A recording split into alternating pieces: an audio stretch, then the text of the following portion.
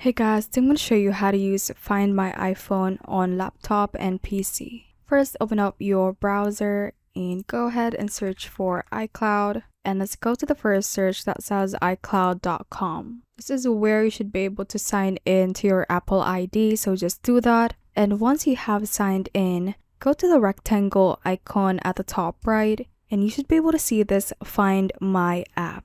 So click on that. And once you're here, you might be asked to sign in again, so just do that. And once you have signed in, you should be able to see your devices on the left-hand side. And you can then select a device that you want to find, for example, this phone. And you can then play a sound or identify it as a lost iPhone, which will enable additional protection for your device. Playing the sound so that you can hear it if you just misplaced it somewhere around your house, or you can then also erase and remove it if it has been breached. And you can just go back to your all devices and do that for the other devices that you want to find. Thanks for watching. If you found this useful, hit that like button and subscribe for more videos like this.